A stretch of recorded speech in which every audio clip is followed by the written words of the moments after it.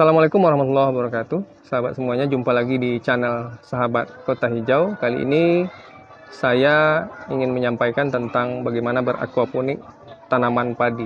Dan ternyata sahabat, akuaponik padi ini bisa berkembang dengan baik, bahkan bisa berbuah dan bernas gitu ya. Ini contohnya ya. Contoh tanaman padi yang bisa kita kembangkan dan berhasil ya. Ini yang udah bernas, ini yang masih muda. Silakan simak video saya selanjutnya. Sahabat semua, ini memang padi yang aquaponik. Jadi saya menggunakan sistem aquaponik dan sama dengan tanaman yang lainnya. Jadi di tempat ini bukan hanya padi saja ya. Aquaponik saya ini banyak sayur-sayuran ya, dan ternyata padi bisa berkembang di sistem aquaponik ini. Ini netpotnya, netpot yang saya gunakan,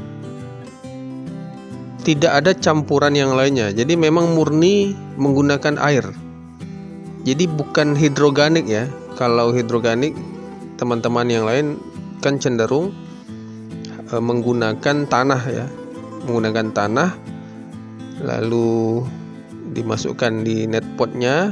Biasanya bukan netpot yang normal gitu ya, tapi netpot yang dibuat mungkin dari bekas air mineral, lalu dimasukkan tanah dan pupuk juga. Tapi ini tidak, ini murni aquaponik dan ternyata bisa berkembang. Nah, aquaponiknya saya menggunakan ikan nila ini. Ya, coba kita lihat. Ini akarnya. Akarnya besar ya. Nah, dan itu langsung akarnya, jadi tidak ada tanahnya. Jadi dari tanaman ini langsung kita masukkan ke dalam netpot dan menghasilkan ini. Nah, padinya yang sudah jadi nih ya, cukup baik ya pertumbuhannya, dan hanya aquaponik saja. Jadi tidak ada tambahan nutrisi lainnya, hanya dari ikan yang asalkan sesuai tunjuk dari aquaponiknya bisa berkembang seperti ini.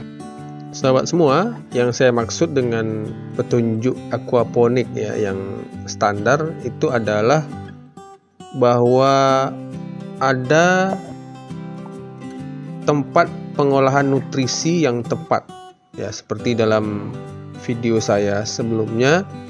Jadi jika ada chamber yang memadai untuk mengolah nutrisinya sekaligus untuk filter bagi kolam ikannya, kolam ikan nila kalau dalam di sini ya, kolam ikan nila itu kalau saya memiliki 4 chamber. Nah, chamber itu tertutup, terhindar dari sinar matahari, dan dia menjadi tempat atau wadah yang memadai untuk berkembangnya bakteri baik ya, bakteri baik, dan bisa mengolah feses ikan itu menjadi nutrisi bagi tumbuhan. Apalagi kalau kita tambahkan misalnya bakteri baik seperti Lactobacillus casei ya. Nah, bakteri yang berkembang di situ di chamber itu nantinya akan berubah menjadi nutrisi, akan mengubah feses ikan menjadi nutrisi bagi tanaman. Kalau itu persyaratannya memadai, mencukupi, maka akan cukup membuat tanaman seperti ini. Ini saya tanpa tanah, tanpa pupuk cair ya. Jadi ini murni memang aquaponik, makanya bukan hidroganik, tetapi murni aquaponik. Sahabat semua, kenapa aquaponik tanaman padi ini harus dilakukan ya, terutama untuk para petani yang memiliki lahan yang terbatas tentu. Ada beberapa alasan ya. Yang pertama tadi yang sudah saya sebut, bahwa kalau kita memiliki lahan yang terbatas, tidak memiliki sawah, maka ini bisa jadi alternatif. Jadi kita tidak perlu memiliki lahan yang luas, cukup di halaman saja. Bahkan saya di tempat yang sempit sekali ini ya, di lantai atas bahkan,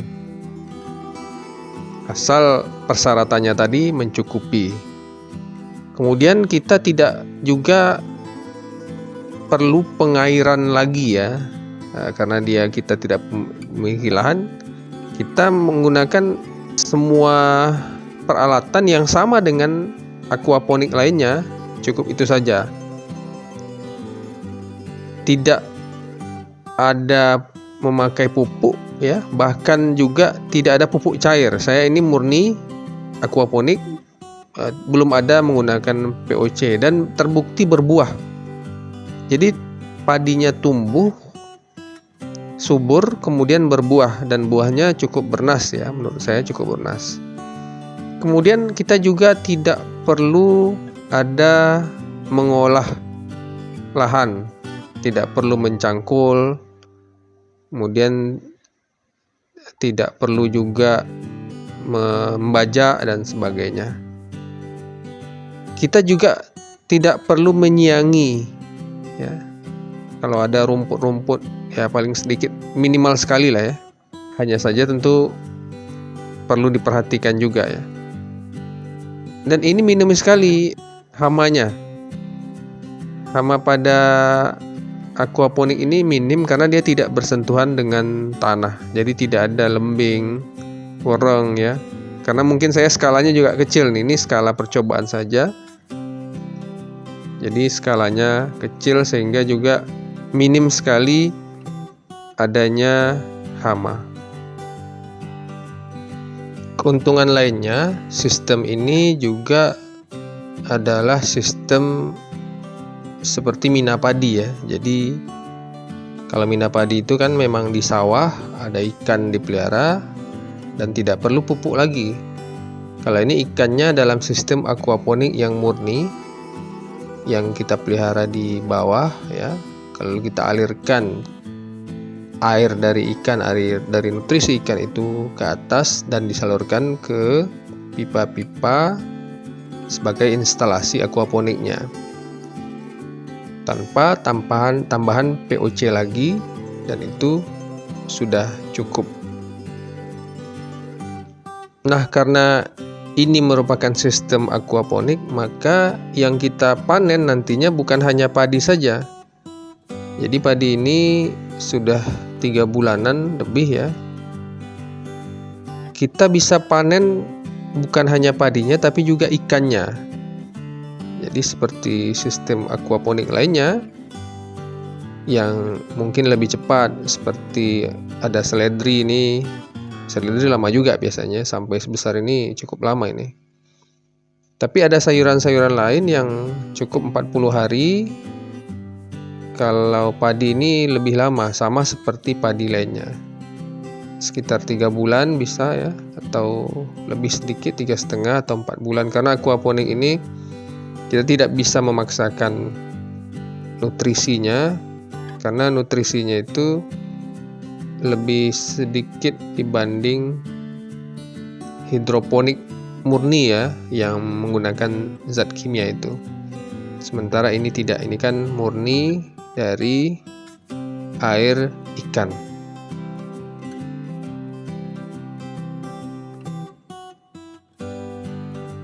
Dan ternyata sahabat, padi yang saya tanam dengan sistem aquaponik ini tumbuh lumayan baik, cukup subur ya. Misalnya ini ya, ini tanaman padi ya, saya ya kita ambilkan sedikit, ternyata tumbuhnya lumayan ya. Lumayan cukup bagus. Bisa kita lihat ya padinya. Ini ya, padi yang bernas, bisa kita lihat hasilnya cukup bagus.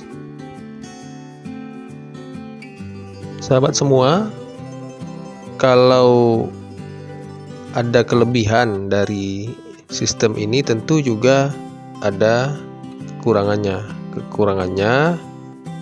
Kelebihannya itu maksudnya kelebihan dari menggunakan ini adalah kelebihan biayanya. Jadi sistem aquaponik tentu menggunakan instalasi ya. Menggunakan instalasi yang relatif lebih mahal dibandingkan dengan kita di sawah.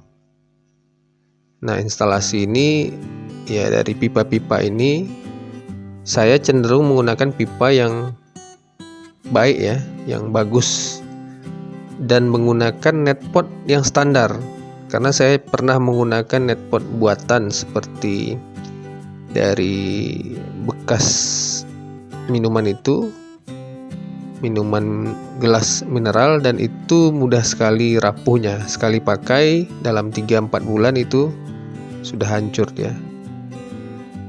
Makanya ini sebaiknya menggunakan yang permanen gitu. Jadi bisa digunakan berkali-kali. Dan ini sudah saya buktikan begitu. Tapi ini hanya pertama kali. Modalnya pertama kali, lalu kita bisa gunakan berkali-kali. Setelah panen kita buang padinya, sisa-sisanya lalu kita gunakan lagi. Jadi kalau untuk skala besar pun bisa digunakan berkali-kali, daripada kita menggunakan bekas air mineral yang berbentuk gelas itu, lalu setelah itu tidak bisa digunakan lagi. Nah, sahabat semua, karena kita menggunakan sistem aquaponik, maka kita bisa berganti-ganti komoditas. Jadi kalau kita misalnya ingin menggunakan padi saja ya, padi untuk semuanya. Misalnya saya ini ada sekitar 300 lubang tanam. Mungkin ada sahabat-sahabat yang punya 400-500 lubang tanam, dan itu cukup besar ya, cukup besar skalanya. Seperti di sawah juga, maka kita bisa menggunakan semacam tumpang sari atau pergantian ya, pergantian komoditas. Jadi setelah padi semuanya, lalu kita liburkan agar kalau ada di situ hama-hama padinya, maka dia menghilang. Kita ganti dengan tanaman yang lainnya. Kalau saya memilih tidak begitu ya, karena saya banyak yang saya tanam, tidak hanya padi saja, tapi juga komoditas lainnya. Nah, dengan diselang-selingi itu, maka hamanya juga akan kebingungan ya. Jadi tidak dia di sana saja. Dia bisa kita redam dahulu, baru kemudian kita ganti dengan yang lainnya, lalu kembali ke padi lagi. Ini kalau skala besar. Karena saya skalanya kecil saja, maka hampir tidak kelihatan ada hamanya itu. Gitu.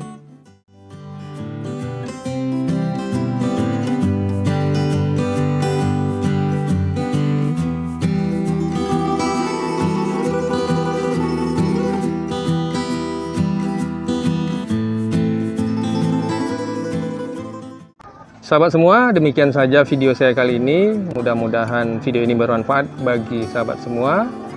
Silakan like, share, dan subscribe. Assalamualaikum warahmatullahi wabarakatuh.